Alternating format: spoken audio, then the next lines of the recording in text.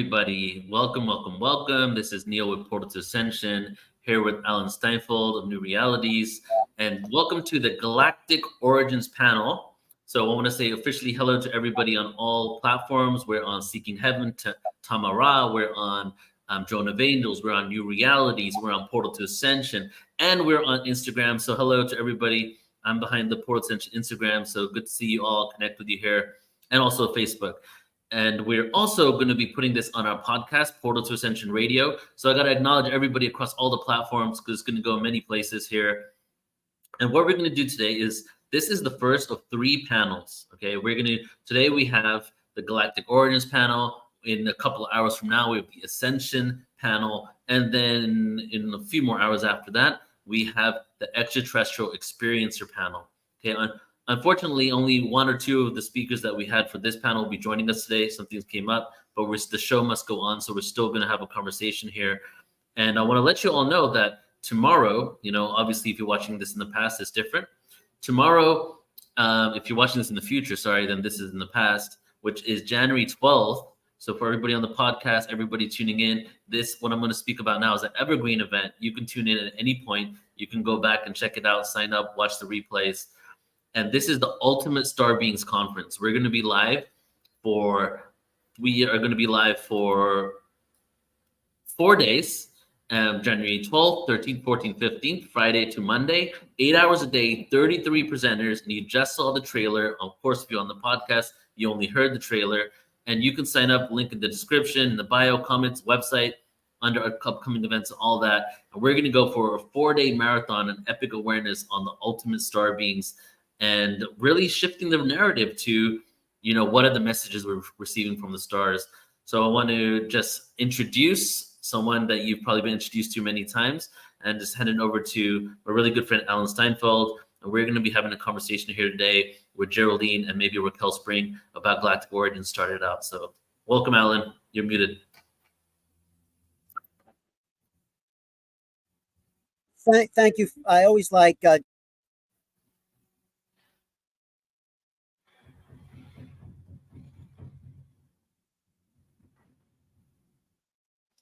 I think Alan froze for a second. Hopefully that's not my end. So let's give Alan a second here. I don't want to talk over him. Yeah, he did freeze. So we're going to be bringing on Geraldine in just a moment. Hopefully Alan's camera is going to catch up with him. And the intention for the beginning of this panel here is to really speak about the galactic origins. What does that mean? It connects to our ancestry. A lot of the narrative that we're getting around this topic, I'm going to remove Alan until he comes back. Hopefully Alan will rejoin us. A lot of the information we get around this topic, a lot of the questions that Congress has, mainstream platforms have around who these beings are and where they're coming from, I feel can be answered from the spiritual world when it comes to the consciousness. Because it's not just about the fact that we're being visited. It's who are these beings? Why are they visiting us? And how are we connected to them? So galactic origins is a huge component because many of these beings that are within the cosmos, we have ancestry to. And not only are they, I feel, countless, maybe thousands or more, maybe even infinite experiences, agendas, interactions with interdimensional beings and extraterrestrial beings on this planet. But many of the beings that are watching us now have a vested interest in our experience here on Earth. And that, I feel, is because of our galactic origin. So it's a really great way to start this entire panel out. Plus, every single year on Portal to Ascension, I come up with a new theme for the year. And the theme for this year is Galactic Origins, right? So what would be a better way to start with the panel on that? And we're going to be having a lot of events throughout the year in relation to that topic. So let me check to see if Alan's here. No, he's not. So what we're going to do is just going to go ahead and start the conversation. And we have Geraldine Orozco in the house. So let's go ahead and bring Geraldine on. Hey, Geraldine, welcome. Hi, Neil. How are you? Good morning. Wonderful to be here. Good to see you. And so it's just going to be, I think it's just going to be you, me, and Alan, if Alan can figure out his camera. But I want to just start the conversation, since there's only a few of us today, we won't be going too long. But the whole concept, I think you just heard my introduction about this, right? The whole reality that we're being visited by many different beings, and a lot of the ones that have ancestry and a connection to us are definitely involved in our, evolution. but then there's also those beings that are involved in the future evolution of humanity that are visiting us too, right? That would come into the hybrid agenda. So I'd love for you just to begin sharing your perspective on what is going on and how our galactic origins is connected to this evolution in consciousness. Wow, yes, it's such a big topic. So really what we want to kind of remember, and what's coming up a lot to people, is that more people are going to be remembering their contact. More people are remembering their contact just because of the nature of how we're doing in general, just the vibrational frequency of what we're moving into collectively.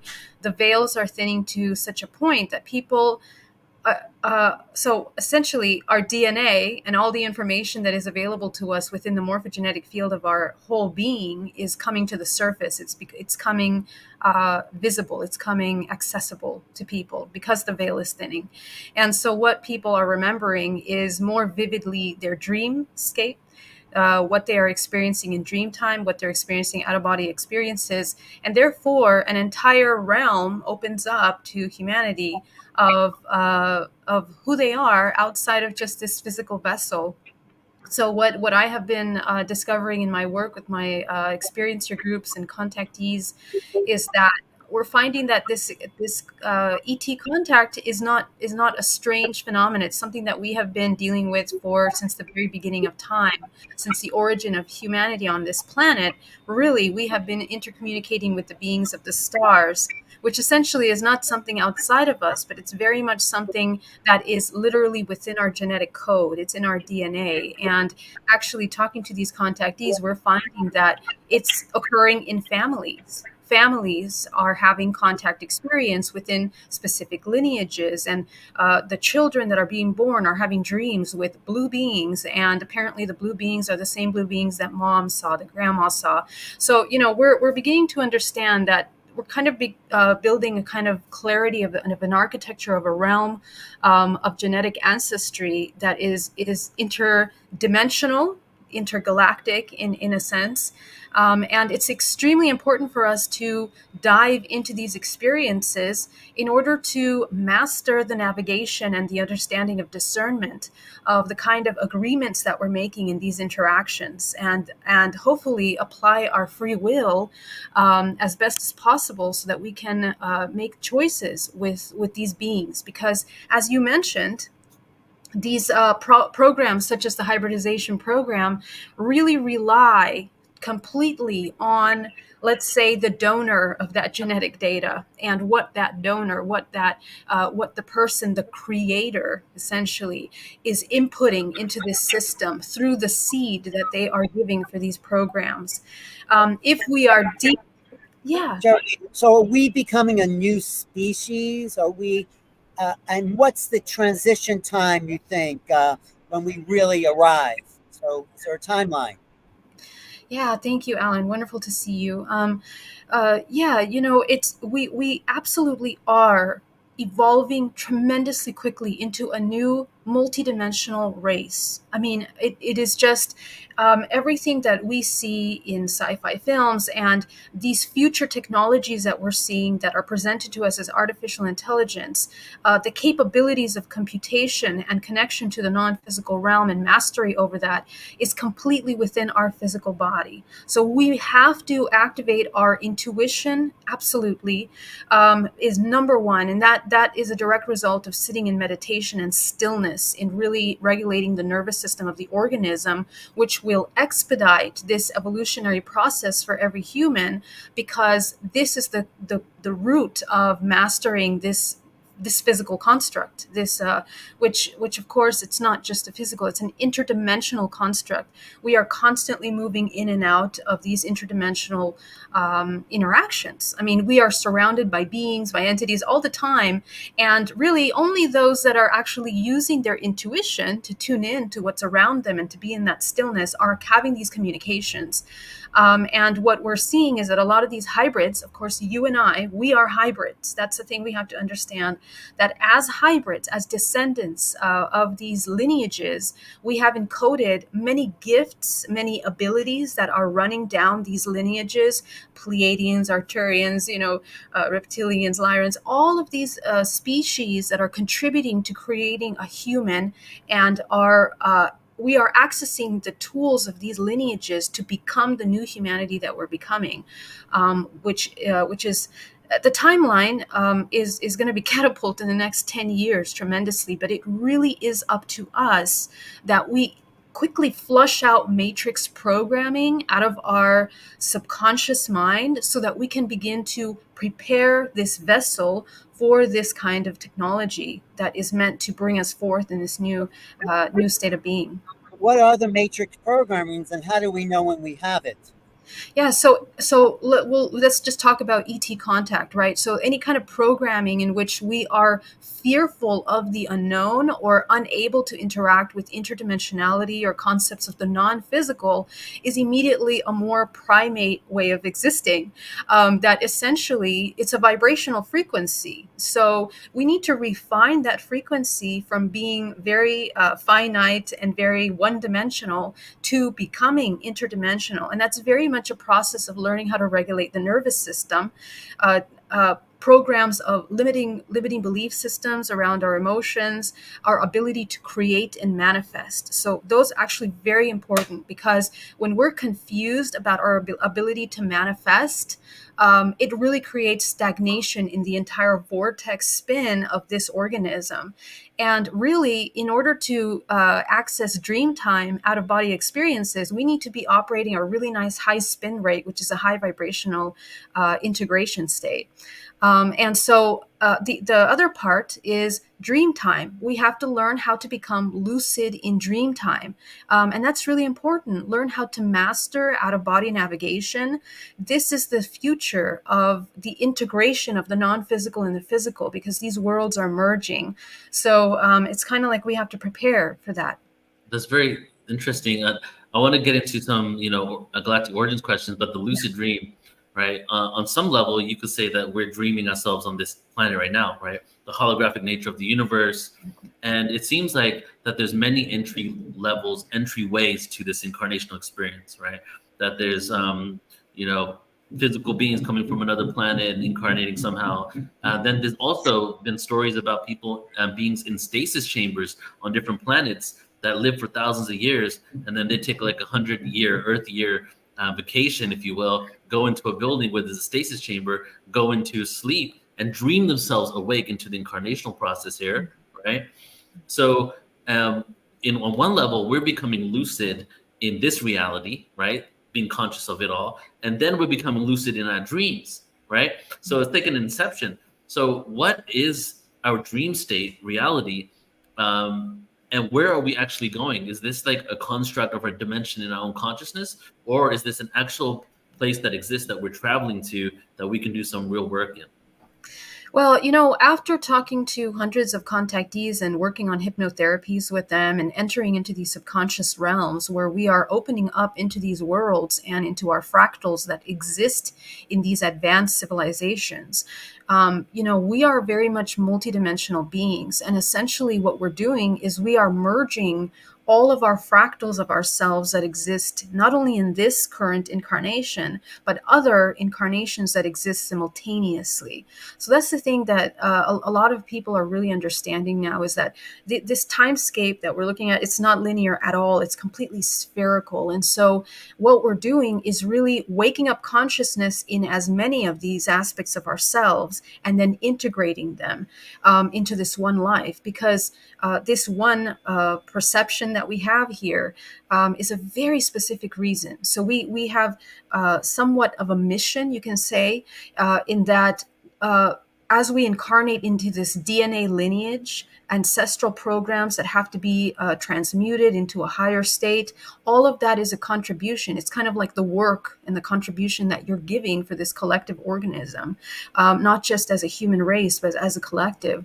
So the more that we wake up consciousness and clear out those programs, the more we open up to our interdimensional awareness. And just like Inception, as you mentioned, we're waking up this lucidity, because once you wake up consciousness, you can access this Arcturian part of you, and you can wake up consciousness of that, because every single organism, every being is ascending, because that's the nature of this entire universe. They're all going through some kind of level of ascension. So we are learning through one another simultaneously through our conscious awakening. So when we have this intergalactic family available to us, how does life on Earth look different for the average person, or does it not? Does it look different? Well, I guess in what context, like just the nature of our life. Day-to-day living, and understanding, eating, working, family, community, relationship. How's that all change? Yeah, that's a really great question. But really, actually, what we're waking up from, and remember the matrix, you exist in a construct with all kinds of rules and architecture to this existence that make up our everyday lives. But in reality, the real life is lived when you wake up from that dream of the construct and you begin to understand what the rules of the game are. And the rules of the game aren't to be completely tied up into the physical experience or the illusion of the triggers that are happening in everyday life, but to transcend them. And I think that that's something that we can see through by just observing more advanced civilizations. Their focus and the way that they operate is instant manifestation. So there's a huge level of responsibility to that existence. And it's something that we as Earth humans, three-dimensional realm, we're learning, and this is what we're evolving into. Even right now, our ability to manifest has become extremely quick. You'll notice that. All of our subconscious spheres and ideas come into the physical experience really immediately. So that really makes us become more conscious of what we're thinking, feeling, and just the way that we are, the quality of our life, the quality of our existence has to change. Over the last few years, I've come to an awareness that, I've definitely heard for a while that we have ancestry to different ETs, and, you talk about that, so many of us do. But it seems that Earth could be a galactic library, genetics, from listening to many, many hours of your presentations, right? And and so much more. It's like, it seems like Earth is like the Library of Alexander for DNA, right? And that all these beings throughout the cosmos has donated DNA to this experiment on Earth. So my theory now is, and I don't know because I'm not all knowing in this limited bandwidth of frequency, but my feeling is that maybe every being in our galaxy has donated DNA to this Earth, because in some planets, in higher dimensional planets, we only hear about one or two species there. And it doesn't seem like the thousands, or hundreds of thousands of species that we have on this planet is a common factor throughout the cosmos. So is it, in your perspective, has every being in our galaxy donated DNA here? Is Earth an experiment on all these beings that we have ancestry to, donating DNA to see how we can work together? Yeah, well, I think that, and just to shift the perspective for just a moment, if you can think of species more of vibrational frequency rather than just species, kind of get an idea of how this is kind of functioning, just from my perspective. We are a collection, amalgamation. We are a product, and we are an expression of many vibrational frequencies. And those vibrational frequencies are encoded in DNA, which then project into a physical hologram, which is this physical body. We hold within us everything that is in the immediate organism. And this is kind of like the nature of our organisms too. When we look at the cells in the body, the cells of this one hand, all of those contribute, and they all intercommunicate with the rest of the body. So if you think of the galaxy and universes, we're also intercommunicating through this quantum non-locality. We're all interlinked and interconnected as one. If you think of an organism being one, all of the species then participate through that vibrational frequency to create this genetic lineage. But I do believe that there has been some kind of genetic modification of some kind in order to produce, and I do believe that it's a natural genetic modification as a product of evolution to produce the kind of organisms that we embody. So the human race, and there are hundreds and thousands of humanoid races, not just the human race, that we interact with, that are our cousins, essentially. And then from there are hundreds of thousands of reptilian races, hundreds of thousands of gray-like beings. Also our cousins. Yeah, exactly. Yeah. Because when you look at genetically at our own gestation process and the way that we evolve, we kind of go through each one of those different phases of these different species. They seem to be like organic genetic archetypes that we are kind of evolving through. And I believe that the kind of physical body is really a product of the dimension from which these beings are emerging from. And then the kind of the activities or the way that they exist, just like humans, really depends on their vibrational frequency. And of course, every dimension has many ranges of vibrational frequency. So that being said, the beauty of the human race is that we have the ability. Now, how does DNA work? DNA is like a portal that when you activate the DNA, when you activate these subconscious unlocked points in your own morphogenetic field, you literally have a gateway to this entire species that is within your genetic code, and you have access to that information. So the human has become extremely important as being this library, per se, of genetic data that we are, and we are contributing to creating more hybrids in dream time and in many lifetimes that are actually incarnating in our planet now. And every single organism that incarnates in a timeline is designed specifically to pull forward to heal those different kinds of species that they are connected to. So all of us. So let's say our Draco-reptilian aspects that we have within our genetic code, we are learning how to elevate, how to ascend those parts. And as a byproduct, the intercommunication with these species and these beings is also evolving them. So I do believe that we have that genetic data in us. We are all related because essentially the model of this entire universe and even more is oneness. We are all one organism. So we have the ability to access every single part of this universe through our self, through our own genetic code. Right. And you said a key word there. You said healing, right? So and that's the whole other thing that I'm believing now too, is that and I don't mean this in a victim way, but it's kind of like a funny thing, is that Earth is like a mental hospital for galactic trauma processing. So it's like, so are we all here to heal something? Did something happen in the galaxy, wars, disharmony, where Earth is like the final frontier or the final battleground for us confronting that darkness and moving through it? Well, to be honest, no, I don't really see it that way. And here's why. Because right now, remember that this Earth, exists in third dimension, right? Which the whole point of existing in 3 dimensions is for you to experience contrast. So actually, only within everything that exists within third dimension is experiencing contrast and experiencing separation. Okay, so wars, hate, anger, separation, killing, death, all of that is a product. It's an expression of separation. So all the organisms that are participating consciously in the 3-dimensional realm experience of separation, their journey is essentially to return back to unity. And so, that's kind of part of that evolutionary. And every single organism in any dimension that has experienced a 3-dimensional realm is essentially learning how to go from separation into unity.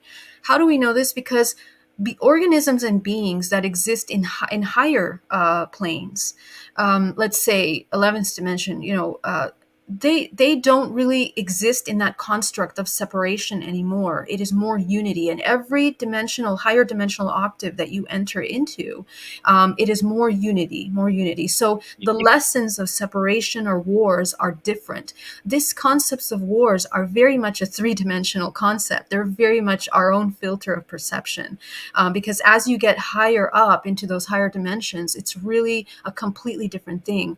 It is about let's say instant manifestation and let's say those very subtle internal thoughts and wars that resist against each other. That can be their entire evolutionary existence and testing. So I think that there are many levels, and this is why waking up consciousness and navigating dream state is so important, because the sooner you realize that, the quicker you move out and you can ascend and recollect your fractals in this human experience to begin to navigate higher dimensions. And this is important for death, because at the time of death, everything that you've activated throughout your entire life will help you choose the next dimension incarnation in which you participate with the collective. So this gets interesting into some topics about what happened in the cosmos before we got here, right? So let's see if we can reconcile this and we can come up with a solution right now. So, or we have the Anunnaki story, right?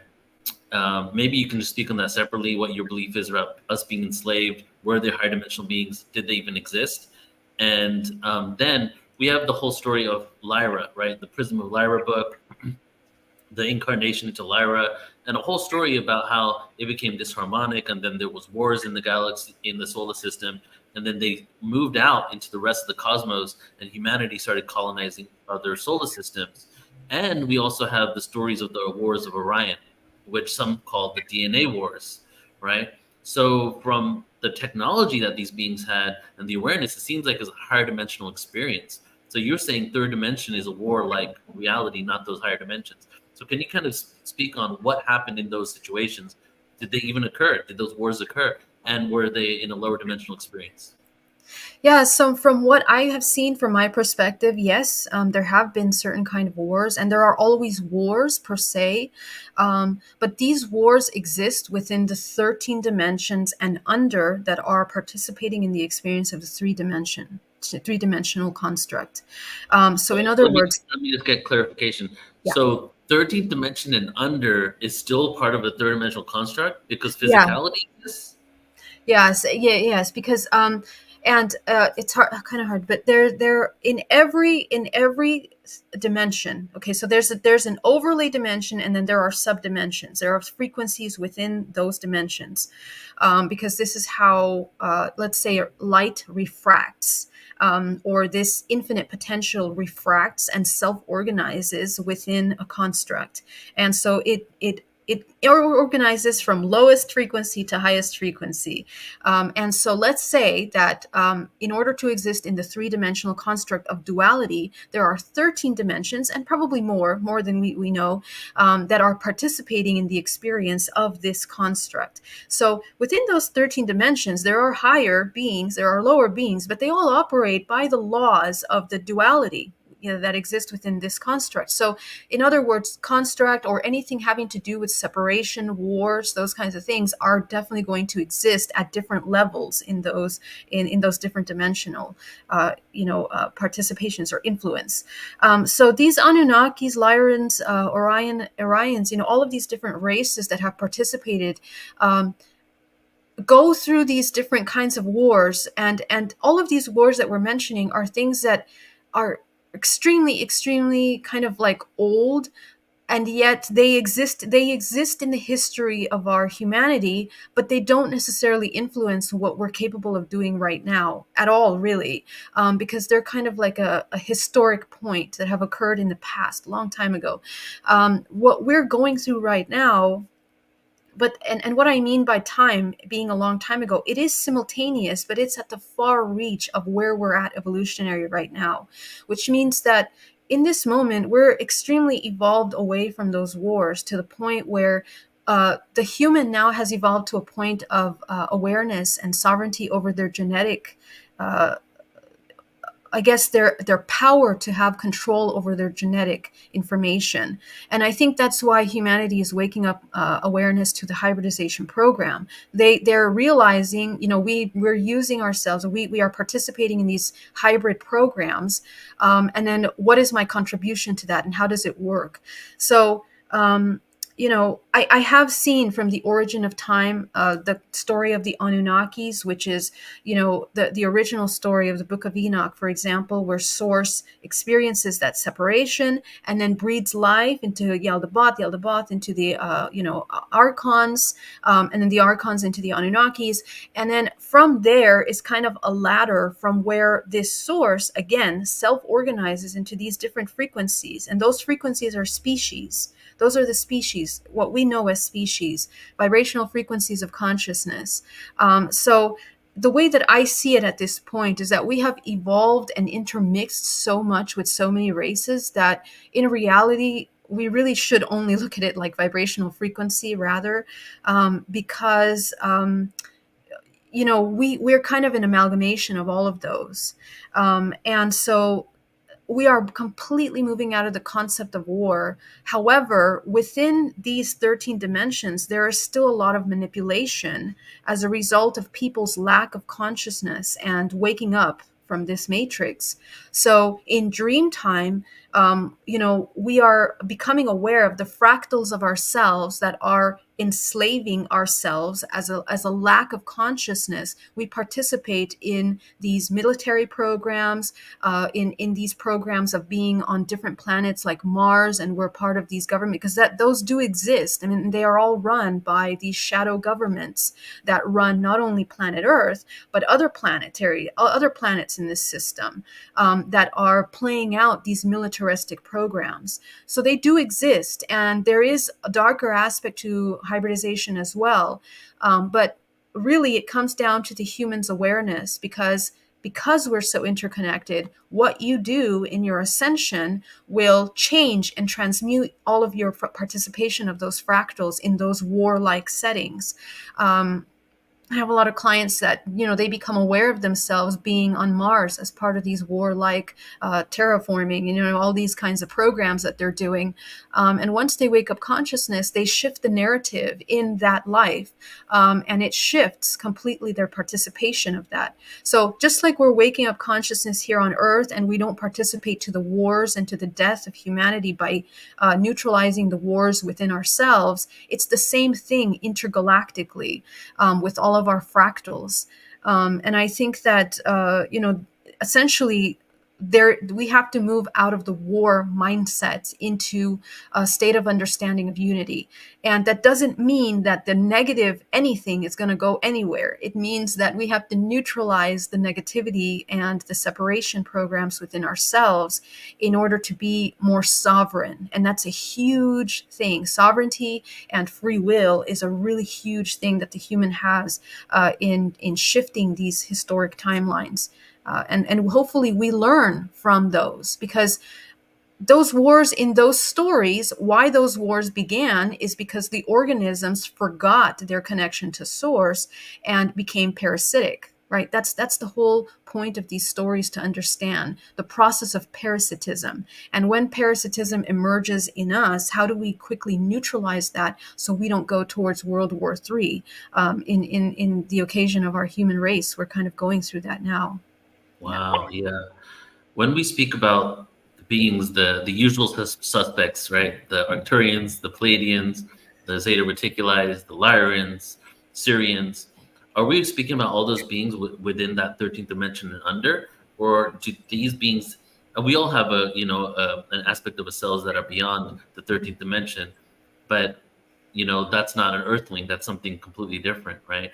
So when it comes to the actual beings that we speak about interacting with us, do they engage within this 3D construct as well? Yeah, absolutely.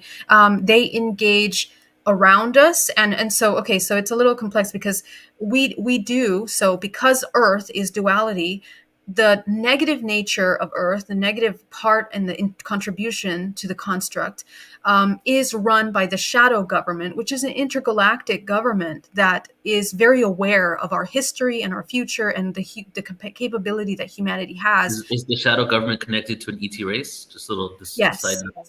yes, it is. Yes. So if you know these stories of the Anunnaki and the Archons, and how that was had been manipulated into a darker agendas at the origin of time, those are the bloodlines that were created that went into creating the matrix, essentially. So those genetic lineages are essentially the descendants that create this 1% that is in control of this entire world.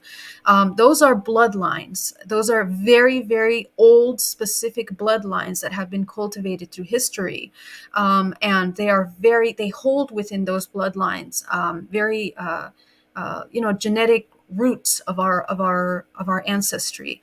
And so when someone holds and cultivates DNA, they essentially have the access to the entire library of the universe.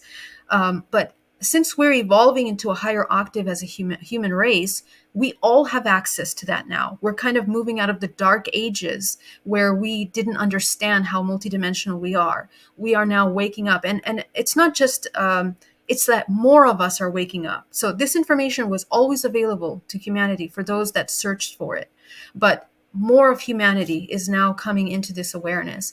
And so we're kind of essentially this shadow government that is playing out these roles, it's kind of like we are rebalancing that imbalance. Okay, and remember, everything is cyclical. So if you look at our history, the world history, we've gone through these cycles before. We've gone through deep moments of unconscious hypnosis states of sleep, and also we've gone through heightened states of awareness. We can look at the Mayan civilization, the ancient Egyptians. We can look at Atlantis, all of these ancient civilizations that have reached these high peaks of technology and consciousness. We're entering another one of those cycles now. And so for that, these shadow government parts of us, we have to proactively work in dream time and in waking state in the contribution to those. I want to ask about the shadow government. Isn't disclosure part of exposing? Alan froze, but I'm sure he's going to say, isn't it part of exposing the shadow government? Oh, you're back, Alan. Go ahead, finish your question.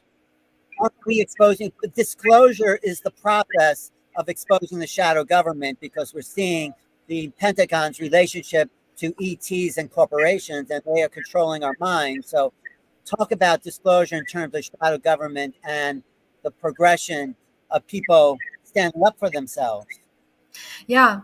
Well, to be honest, the way that I see it is that actually disclosure, the concept of disclosure as proposed and presented by the government, is very much actually part of the shadow agenda. And here's why. Hear me out. Because in reality, if we go back to our ancient roots, if we go back to sitting and reconnecting with ourselves, we already know deep inside of us at some point, once we deprogram the indoctrination that was created by the government to make us believe that we are not interdimensional, that there are no ETs, that there's no shadow government, that is all of those misconcepts of reality are a product of shadow government to begin with. So the concept of disclosure is really them saying, okay, we're at a vibrational point where we can't hide this information anymore. We have artificial intelligence now, ultra massive computing information in which we can't hide all of this stuff that we have been trying to suppress. And now the natural organic consciousness is coming to the play now, in which we are already accessing this information. So really, we really are the ones that are waking up consciousness and disclosing for ourselves reality. And, inevitably, because of this heightened level of consciousness of in humanity in general, the entire human race, all of that darkness and stuff that have been suppressed for a long time is coming to the surface. And we are contributing doing that. The internal work that we do for ascension is essentially the same that is happening external to us. It's mirroring. Right. You spoke just a few moments ago about cycles, right? It's interesting because you cyclically picked up on it, because I was literally thinking about asking you the next question about the cycles of time. You've heard this whole concept that we go through cycles of time, 4 ages, right? We go through evolution, devolution. So, it's the Great Year in the Maya and many other cultures, 25,900 years or so, right? So what this supposedly connects to is the evolution and the remembrance of humanity, where we even get to a telepathic communication, and then the devolution, where we start using external tools to do things that we can do internally, also known as the external Merkaba, basically relying too much on external tech. They even speculate this was happened with Atlantis.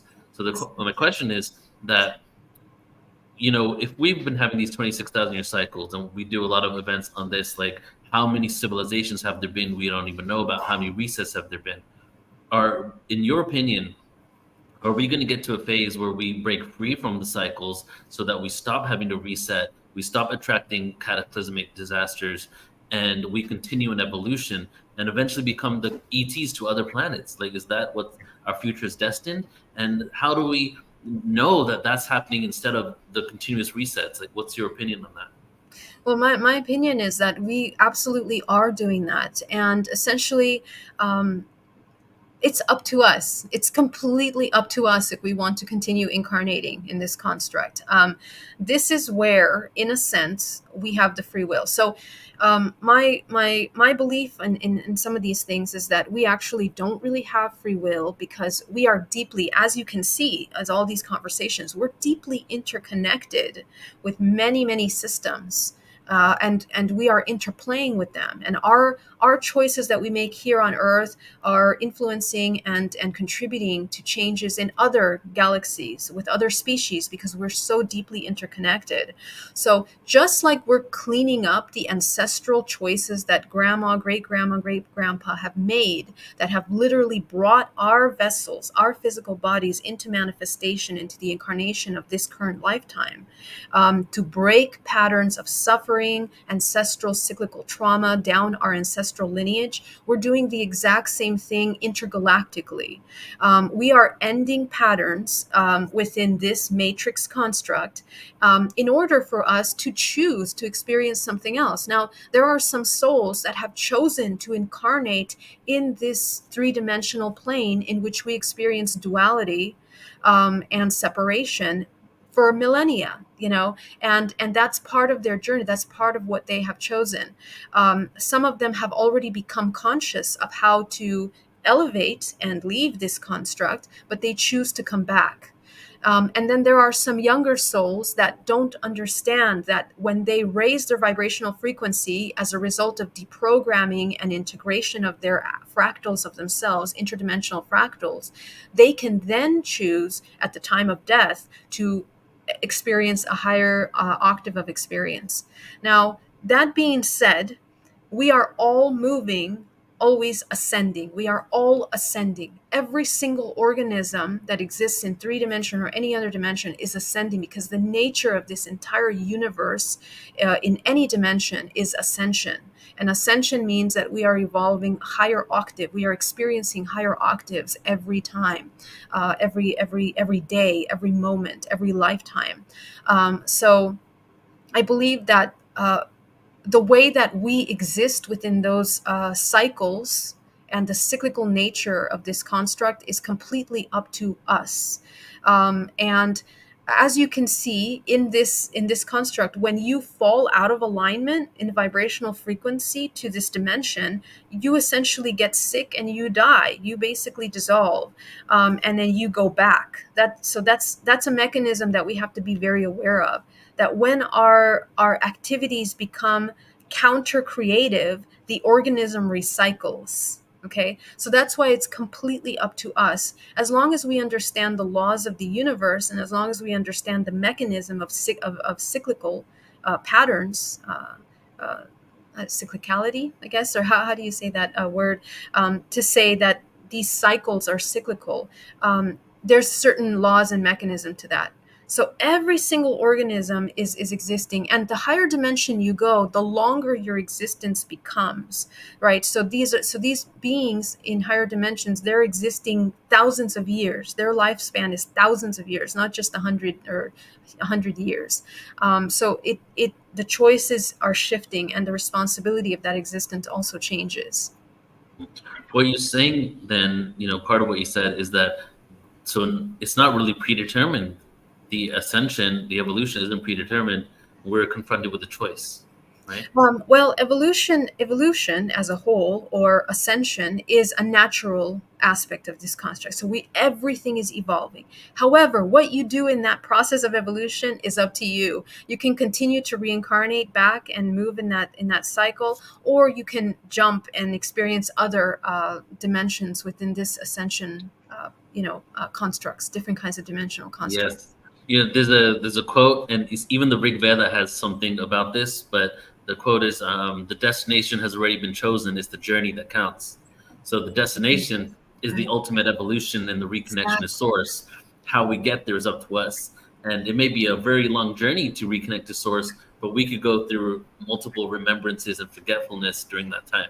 Is that correct? Yeah. And at the end of the game, it's really about the experience, because this organism is learning through us. It's experiencing through us. If you look at the bigger picture of it, every single organism is just an experience, and there's wisdom that is gained through every lifetime that is massively contributing to the library, the genetic library of all species that are existing in this universe.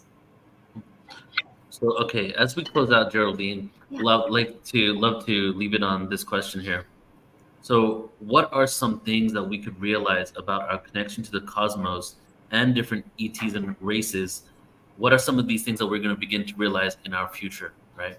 Or, as we realize that we're connected to the cosmos, our consciousness expands, and these ET races, are we going to understand our galactic ancestry? Are we going to meet people that are our descendants and our ancestors? What do you feel is in store for us?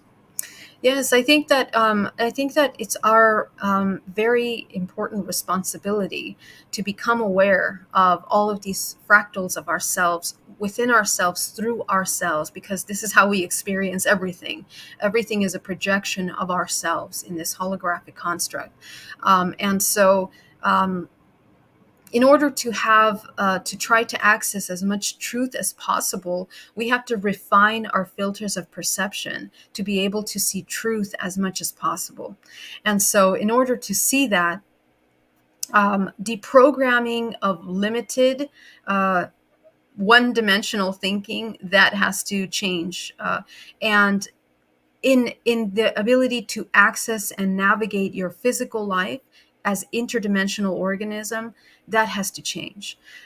We are constantly meeting each other, interdimensional fractals of ourselves. In fact, this entire world, it's constantly self-organized. So you and I, we have history together, many lifetimes together. Every single person on this panel, watching this panel right now, we all have genetic data in resonance to one another. So the law of resonance plays a really huge role in the kind of experiences that we have and the information that comes forth to us.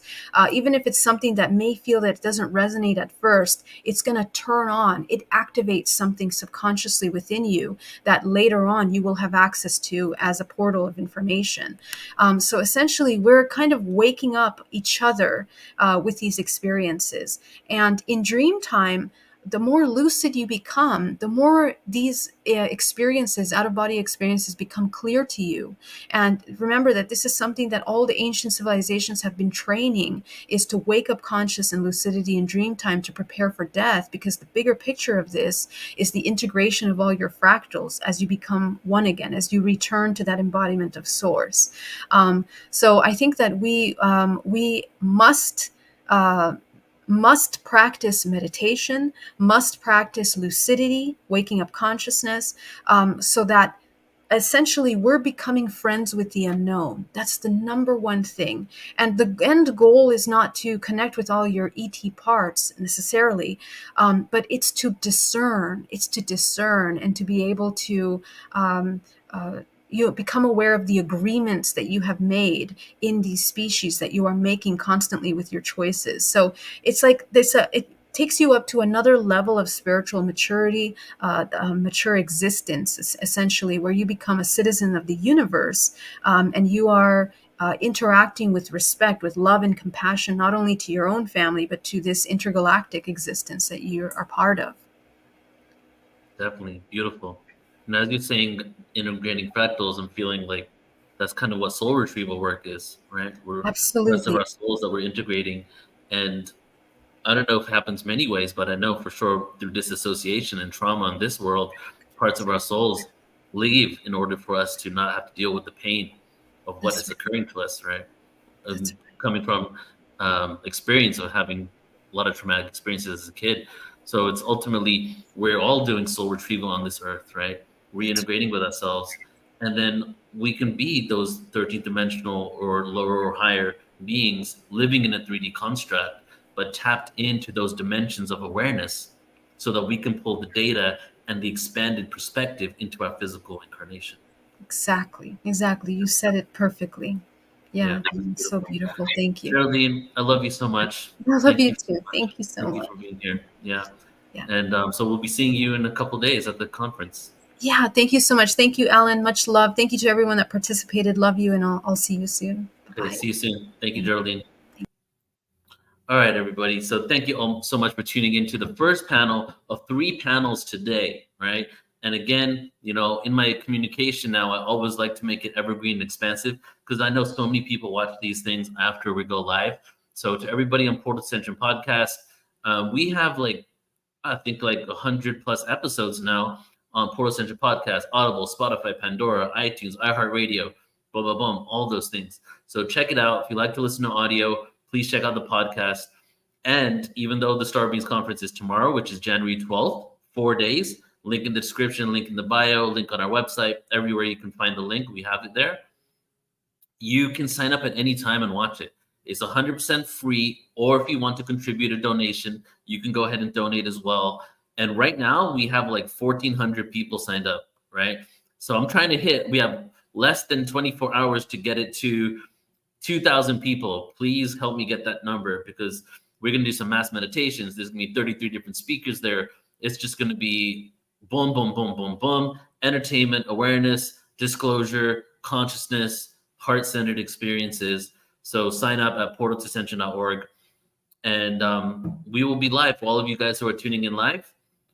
We will be live in a couple of hours with the Ascension panel. Deborah Giusti is hosting the Ascension panel. So subscribe to our YouTubes and all the YouTubes that you're on.